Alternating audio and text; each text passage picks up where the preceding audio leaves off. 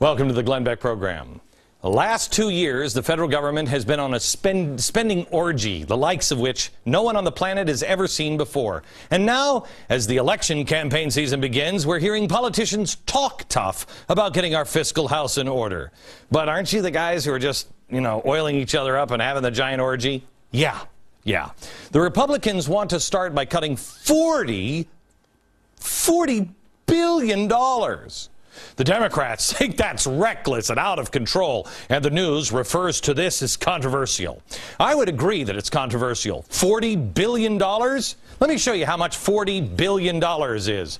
40. Controversial? That is 3.3% of the yearly deficit. How much for the entire budget for next year? 1.05%. And for the national debt, this is what really matters to our kids.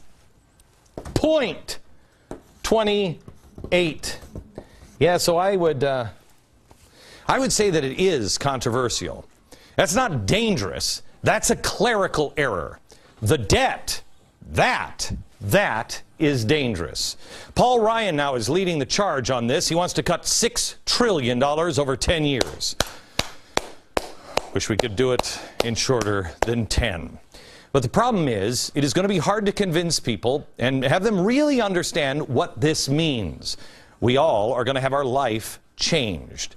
But we have to break out of something called the normalcy bias. This is critical that Americans understand what a normalcy bias really is. The normalcy bias, best way to explain it is 9/11. On 9/11, 2 massive jet planes crashed directly into office buildings. People saw them from their office come into the plane. They felt the building shake. They could see it on television. Yet some people who worked in the World Trade Center actually went to the stairwells and then turned around and said, "Oh, wait, I've got to turn off my computer," or "I forgot my coat. I'll be right back." Like they would be later in the day coming back to their office and turn their computer back on, like it made a difference. When were they going to come back to their office? An hour later, after they somehow or another got the burning airplane out of the building? When you think of this logically, it makes no sense. But it is something instinctive in people. We want something that is normal. And people run around ignoring the reality around them to hold on to some sense of life as usual. And that's what's happening in America. It is imperative that you break out of the normalcy bias, because nothing is business as usual in our country or on planet Earth. It is on fire. And your life, just as our lives did on September 11th, it's about to change. But you never make it down the stairwell or get out or save anyone else's life if you still think you can go back and turn off your lights and still make it out. It's on fire, and there is a chance to get out and save it and save others, but you must wake up now.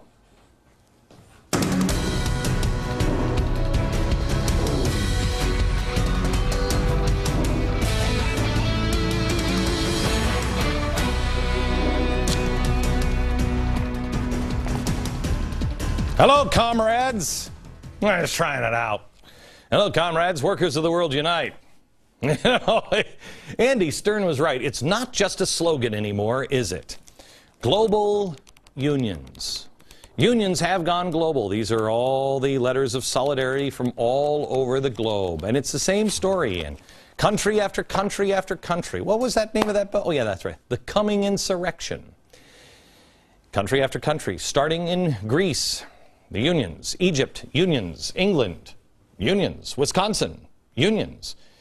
Has anybody noticed that this is all happening? Have you seen this on other channels? Are they tying it together and saying, hey, what's going on? No, they're all just saying that capitalism is bad. I want you to listen very carefully. If you are a member of a union, God bless you, you aren't the problem yet. But if you remain silent, if you bury your head, if you stay in the normalcy bias, you are going to be part of the problem. Just as we said after September 11th, where are all the good Muslims? Well, they were afraid, and they didn't say anything. And that didn't help. It made the problem worse. The problem here, at this point, is there are far too many people leading the unions that are communist, socialist, or revolutionary washouts from the 1960s, whose lone goal is and always has been the destruction of capitalism and the Western way of life. And we're seeing it play out over and over and over all over the globe. Here's Wisconsin. Gee, that stand with Wisconsin, those people are carrying a sign that is a communist logo. That logo is part of the International Socialist Organization. But have you noticed these people? They're everywhere. Here are the unions. But look at the crowds when you see them. You'll notice a large portion of the crowds are students. Lenin had a name for them: useful idiots. Now, I've seen a lot of media hacks calling me crazy for pointing out the communist and the socialist, but they notice, at least I noticed, that they never specifically refute the claim. They make it about me. This isn't about me. This is about our country and our planet and the freedom for our children. They don't refute it. They make it about me because they can't refute it, because it's in their own words. Ask yourself next time you see anyone on any channel in America or the world talking about these images, ask them, ask yourself, why are they not showing the people standing with the unions, or the unions sometimes in their own words? Here's what we have from Wisconsin. The Socialist Party USA, democracy in the streets. Madison mobilizes to defeat the anti-labor Walker. Solidarity, this is a socialist, feminist, anti-racist organization, whatever the heck that means. Statement from Wisconsin: solidarity, we can, we must, we will. New York, Democratic Socialist of America, emergency Wisconsin solidarity rally. Make no mistake, these are coordinated, and they are radicals, revolutionaries, unions, socialists, and communists. Now, you can say all you want if you're in a union, well, my union, it's not, they don't agree with that. Fine. But may I remind you what your mother most likely told you, because my mother used to drill it into my head all the time. Show me your friends, and I will show you your future. Your union is in bed with communist, radicals, and socialists. Sometimes, like AFL-CIO, or even better example is SEIU, in the management itself. In Greece, you have the Socialist Resistance. 34 anti-capitalist groups plan European solidarity with Greek struggle.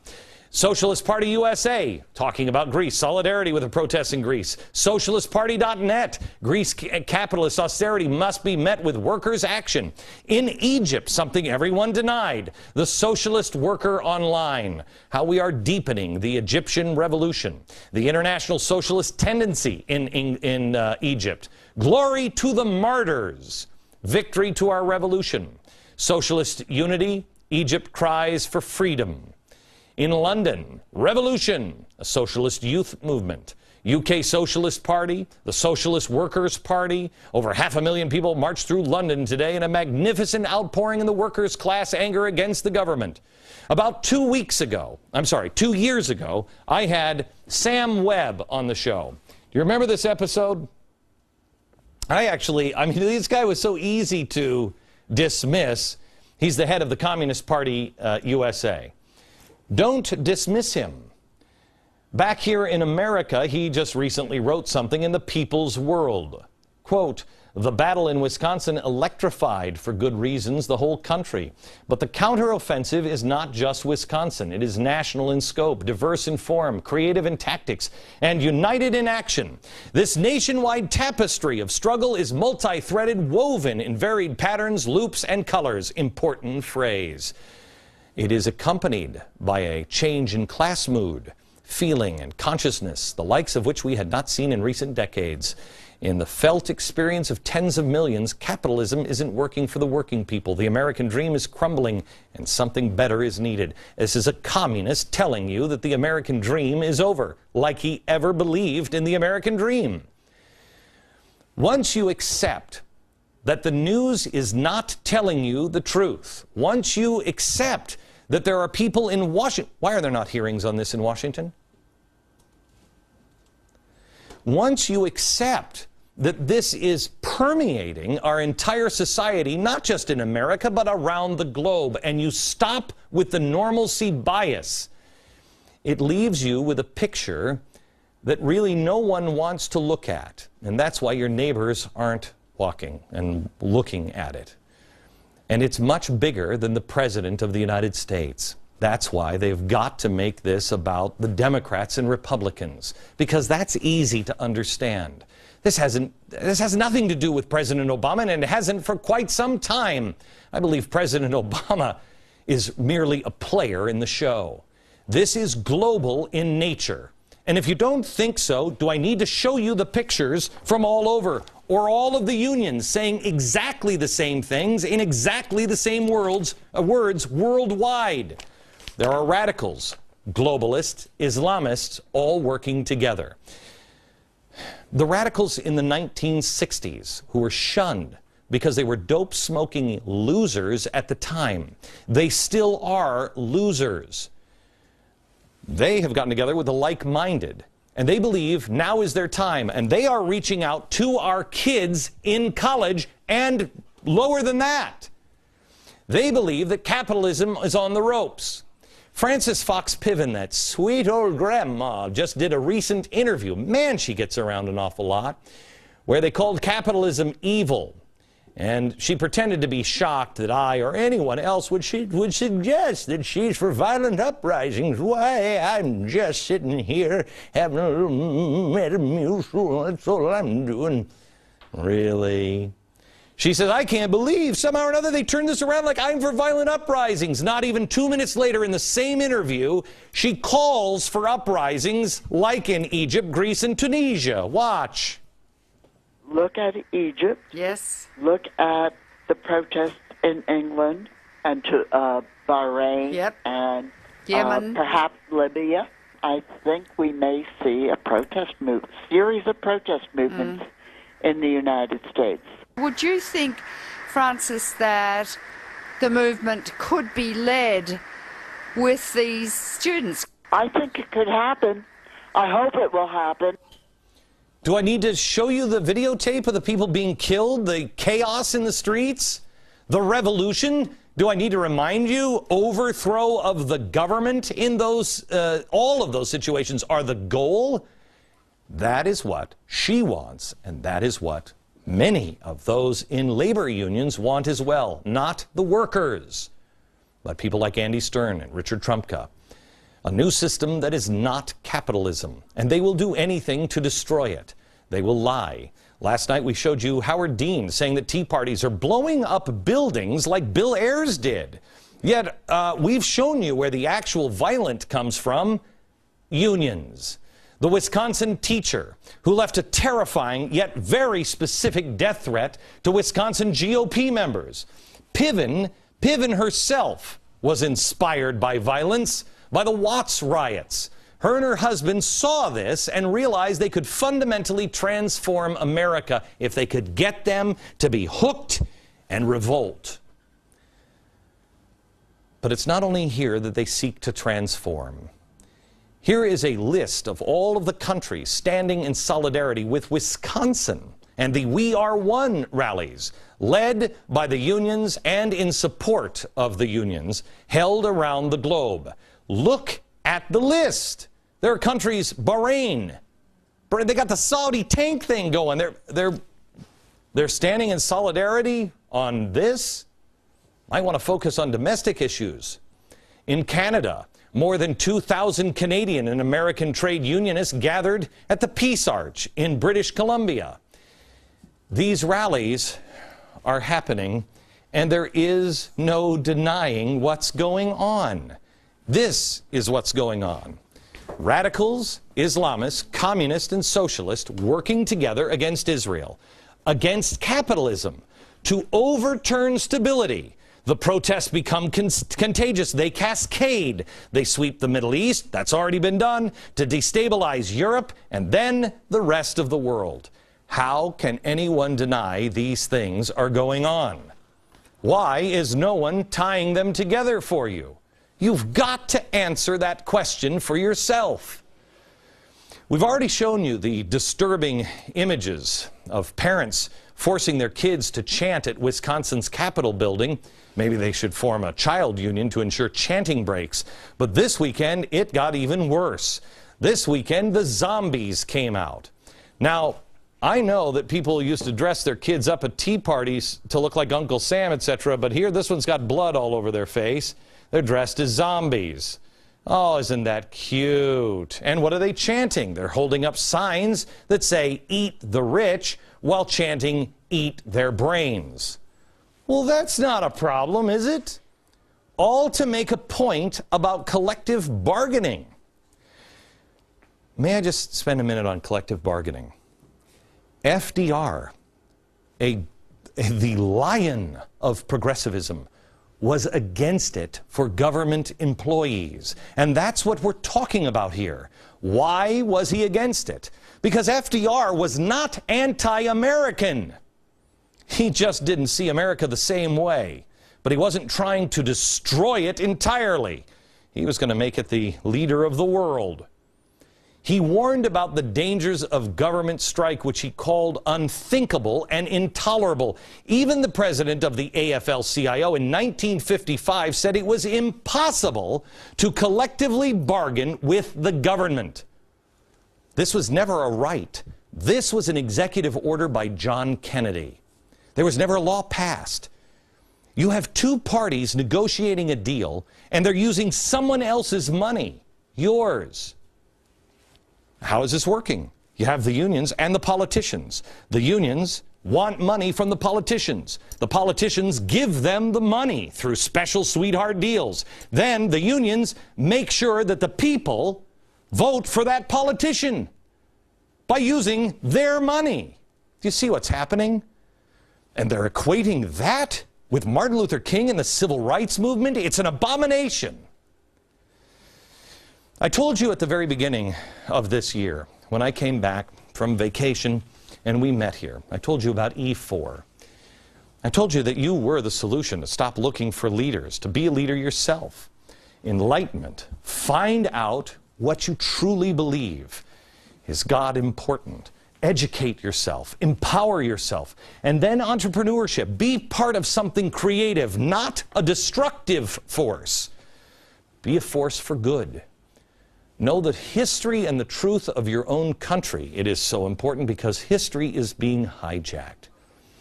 I love this little piece of history about Bill Ayers. This Bill Ayers is a pillar in his community. Does anyone even bother to point out that not only did he actually target and blow up buildings, not only did he do that, he killed police officers, he and his pals, in an armed robbery. His group didn't even blink when they talked about slaughtering 25 million people. Let me show you a little piece of history. This is a former FBI agent who went undercover at the Weather Underground, talked about what was said and discussed in the meetings. Listen. I ask, well, what is going to happen to those people that we can't re-educate, that are die-hard capitalists? And the reply was that they'd have to be eliminated. And when I pursued this further, they estimated that they would have to eliminate 25 million people in these re-education centers. And when I say eliminate, I mean kill. Well, isn't it convenient that we are educating our children by putting blood on their faces and have them chant, "Eat the rich" and "Eat their brains"? Not suggesting that anyone's going to have our children eat the rich, literally, but we are dehumanizing them now, aren't we? It makes it easier to liquidate. Now, these guys are on the love boat of revolution. The same people that talked about killing 25 million Americans. If you can't get them to give up capitalism, kill them. They're now on the flotilla. How much love can there be? And how much love is there in Wisconsin, where the unions recently sent out letters to threaten hundreds of local businesses? Quote in the letter, "Failure to do so will leave us no choice but to do a public boycott of your business. And sorry, neutral means no to those who work for the largest employer in the area and are union members." Is that love or is that a threat? Ask yourself, where does this lead? Where does it end? How does it end? I'll show you how it has ended in the past next. We're talking about the unions, and this isn't the first time businesses have been attacked. I want to go here. Tell me what the problem is. Is it the rich capitalist, the union boss, the politician, or you, the taxpayer and investor? Where is the problem? Is it this one, or this one? It could be a combination of all of them. Well, let me show you how they work. 1877, the workers for the B&O Railroad went on strike. Their wages had been cut 2 separate times. They refused to let the trains run until their pay cut was returned. The state militia was called, but sided with the workers, so they didn't do anything. And the protests spread to several states. Strikers actually gained control of several cities. Then they destroyed railroad property, set fire to buildings, destroyed freight and passenger cars, and they shut down service. It wasn't stopped until federal troops were sent in to restore order. Where will the federal government stand now? Do you think they're going to be the one that is going to help you when things spiral out of control? Of course, bottom up, top down, and inside out. It can be even worse. The Italian Socialist Party had what they called Red Week, a period of widespread rioting throughout the country. The New York Times reported on the strike and the strike war, and they called it anarchy in Italy. Many are killed. Warships are ready. It was total chaos. Traffic was thwarted. Railroads attacked. Injured passengers. Bombs were tossed into the crowds. The government came down with a heavy hand to quell the uprising.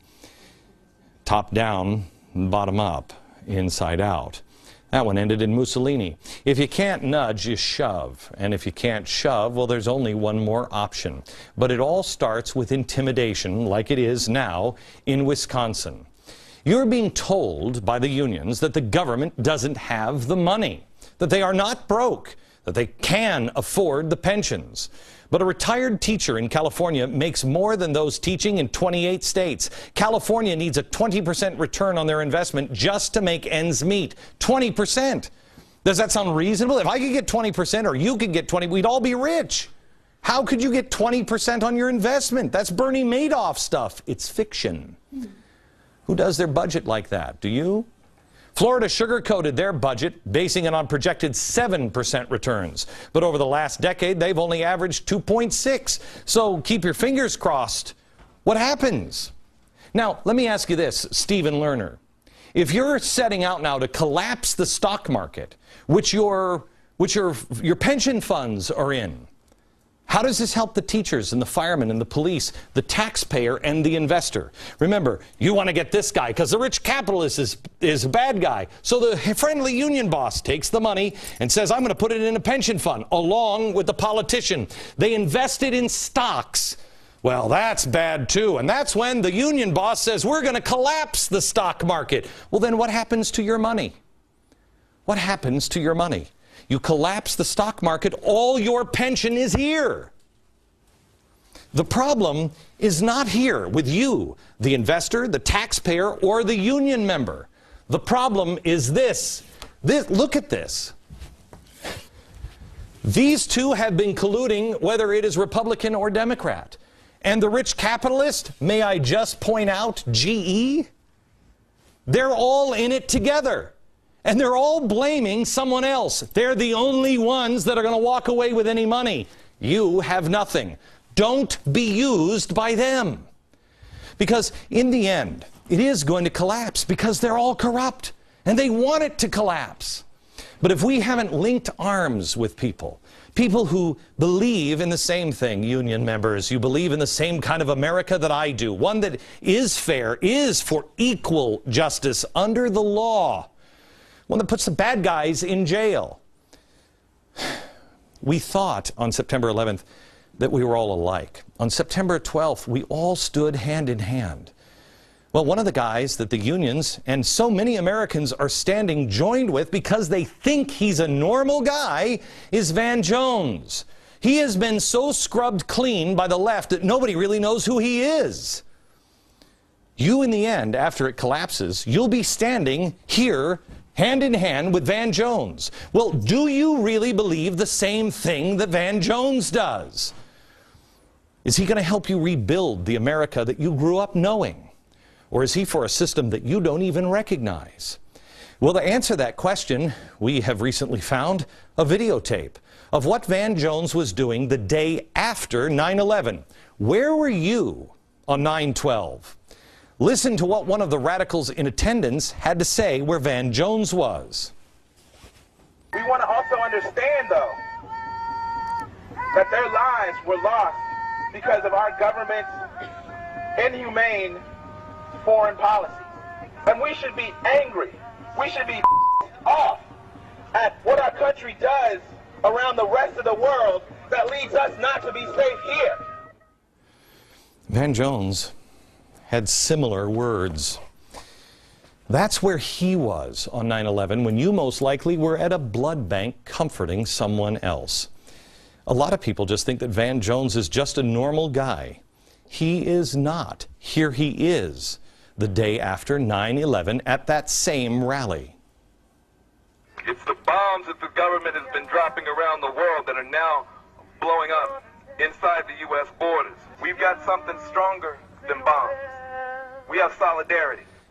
There That it dream is. of revolutionary change is stronger than bombs. The day after 9/11. Do the events in the Middle East now make sense when I tell you this? Radicals, Islamists, communists, and socialists are working together against Israel. When you see where he was and what he said, this wonderful human being that is just like you, when you hear what he was saying on 9/12/2001, you might want to reconsider. Be careful where you stand. Because I know my mother told me, and I bet she told you, show me your friends and I will show you your future. Is that where you were on that day, union workers? Thinking like that? This is a question you must ask yourself now. Do I see America the same way as these communist, radicals, revolutionaries, and Islamists see America? If not, get away and stand with others like you.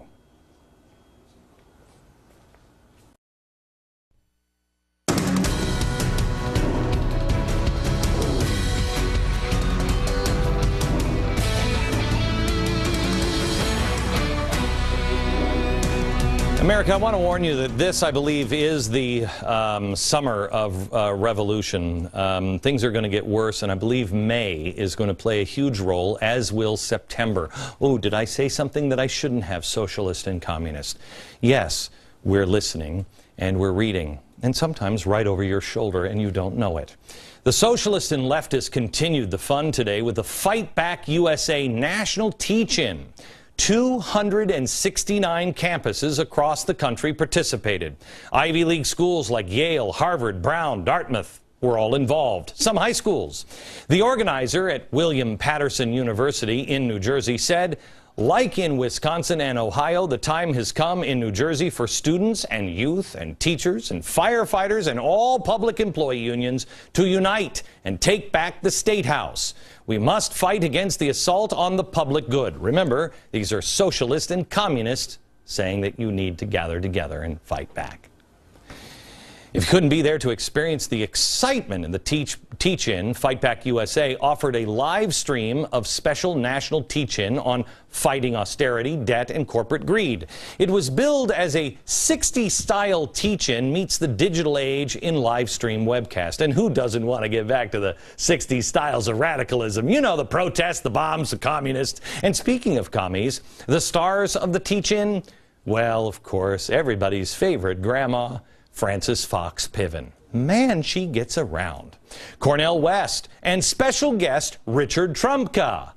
Now, one of the resources featured on the Fight Back Teach-In website, and I love this, was the Tree of Corporate Destruction. It's an original design created for Frances Fox Piven. Isn't it nice? Darn those corporations, always hiring people and paying their salaries and benefits. Evil. She talked about the inspiration for this tree during today's special teach-in. Watch.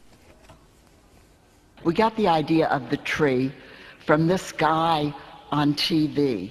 can't remember his name. Yeah. But, you know, he got the tree wrong. He always says that he does his research in the wee hours of the morning all by himself. No, I don't. We don't do our research in the wee hours of the morning all by ourselves. We draw on lots of our colleagues, scholars, Yes. experts, researchers, yes. all over the country, all over the world. Oh, she's telling the truth. Yes, she is. But look at this. She certainly can't be talking about yours truly, because if you look at her tree, you know, that all of the worldwide experts help her put together, it shows a lot of corporations that we've exposed on this show. They already pay people to monitor this show. They watch it all the time. Like 86 people just in Media Matters are monitoring it right now. And they still screw it up.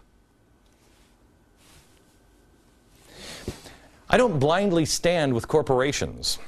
A lot of these. Goldman Sachs, I think it's dirty. GE, BP, yeah. I stand with the free market. As long as a corporation is honest and clean and playing by the rules. Not special rules, the rules.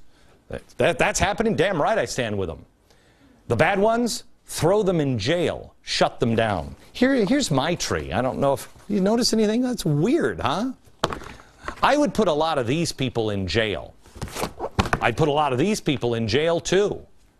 These people are just dirty. These people are plotting against the U.S. That's called treason. I would ask you, France, may I call you France? If I were Barbara Walters, what kind of tree would you be? I want to show you this because I think it answers what kind of tree she would be. Here's a picture of Frances Fox Piven. That's her right there. Now this was a woman whose life was inspired by the Watts riots, and her inspiration was to create more of them, not less. You may not have seen this photo before. It was taken in 1968 when she was teaching at Columbia University. She's shown here being pulled up by a student named Tom Hayden. Now, who's Tom Hayden? Tom Hayden is the guy who founded Students for a Democratic Society in 1961. He then went on to marry the sweet and lovable Jane Fonda. He was elected to California's State Assembly and State Senate, and the author of this recent article in The Nation. And he called another person that we have, oh my gosh, we've been talking about recently, that we just kind of stumbled onto. It's amazing how they have these colleagues all over the world, isn't it? Samantha Power goes to war. He writes, over a long conversation with Power back in December of '03, I was struck by the generational factor in her thinking. If she had experienced Vietnam in her early 20s, I felt she would have joined the radical left, suspicious always of American power. He continues, she began to see war as an instrument to achieving her liberal, even radical values. Well, now wait a minute. She's the one that's whispering in the president's ear about who we should support in the Middle East. Forget about war for oil, war for radical values. Gee, I wonder which radical value he could be talking about. I doubt it's the destruction of capitalism, because that would be crazy. So what are all these radicals teaching at the teach-in today? What are the resources that they're saying to your kid, you need to tap in and learn? You know, they're sending them, American Federation of Teachers, Farm Labor Organization, Home Defenders League, Jobs with Justice. It's weird. A lot of these have something in common.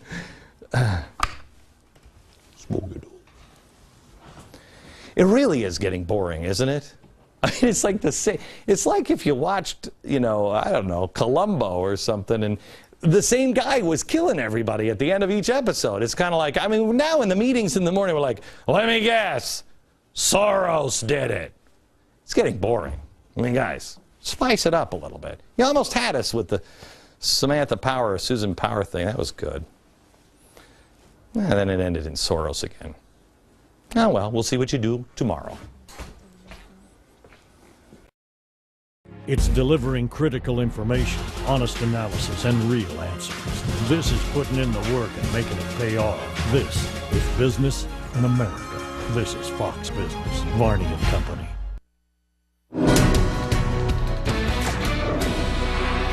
I want to make this very clear. I want to just go over a few completely unrelated, isolated, noticeable moments, if I may. The president is now being called a flip-flopper on his Gitmo decision, and I think that's just wrong.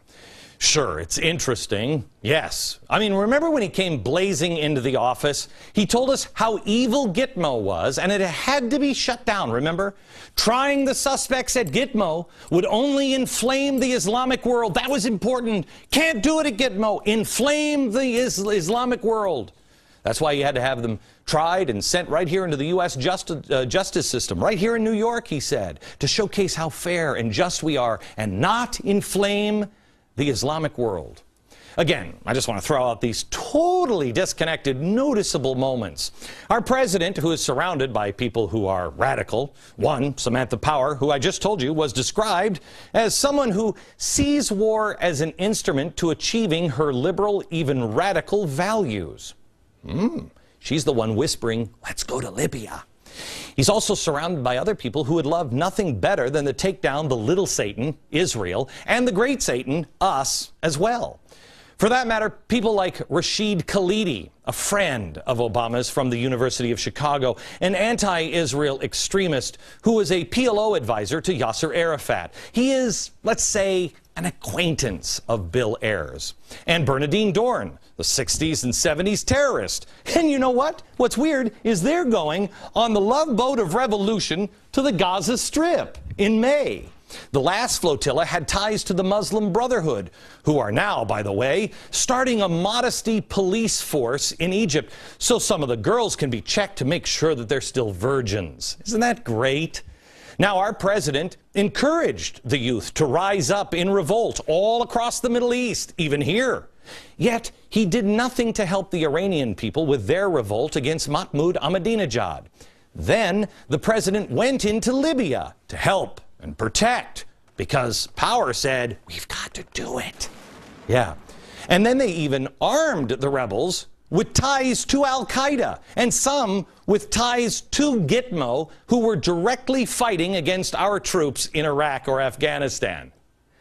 And he's also backing the extremist Muslim president in the Ivory Coast, who last weekend had 1,000 people killed.